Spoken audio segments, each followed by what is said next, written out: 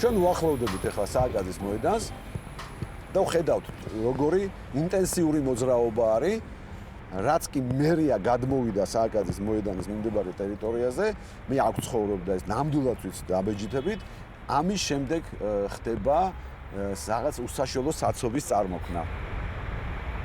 სააკაძის მოედანზე ერთ-ერთი გამომწვევი მიზეზი საცობის გახლავთ აი ეს ხელოვნური პარკინგი, რომელიც ხელს უშლის წრეზე მიმავალი ავტომობილის და შარტავა და მომავალი ავტომობილები ერთმანეთს ვერ ხედავენ მძღოლები. და ეს არის ერთ-ერთი გამომწვევი მიზეზი, რომ ხდება შეფერხება. მე არ ვიცახე რომ ამის გამო არის 100%-ით, მაგრამ ეს არის ერთ-ერთი გამომწვევი მიზეზი.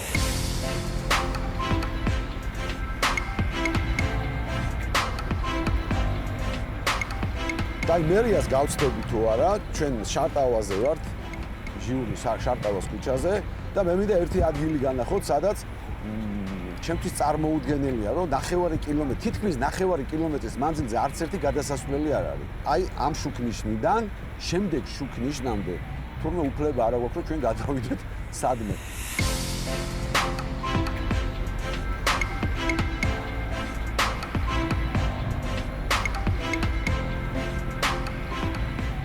სამწუხაროდ მიიღეს კანონი, რომ არ შეიძლება ტროტუარებზე ავტომობილის გაჩერება. თუმცა ვენის კონვენციის თანახმად ნებისმიერ მძღოლს შეუძლია გააჩეროს ტროტუარზე 2 ბორბლით ან 4-ვე ბორბლით. თუ ის არ უშლის ხელს სხვა ავტომობილს, პირველ რიგში ფეხით მოსიარულეს, რა თქმა უნდა, იქ იგულისხმება უნარშეზღუდული ადამიანების ეტლიც. აი ჩვენ ვხედავთ შარტავაზე ვართ, შარტავას ქუჩაზე და ჩვენ ვხედავთ, რომ ერთი მანქანა კიდე ჩაეტევა აქ. ანუ იმხელა ტროტუარია, რომ ერთი ავტომობილი დგას და მეორეს დაეტევა. აი რატო უნდა დაჯარიმდეს ეს ავტომობილი, თუ ის არავის ხელს არ უშლის. ჩვენ ვიყოფებით პეკინზე. ერთ-ერთი ყველაზე გადატვირთული ქუჩა არის თბილისში. თქვენ ხედავთ წამების ამთვლელს, რომელსაც პირველ რიგში ყოფი ავტომობილის მძღოლი ვერ ხედავს და უნდა აი ესეთი რაღაცა გააკეთოს. გადაიწიოს და აიხედოს, რომ ან ლუკიდან უნდა დაინახოს თუ რა ხდება.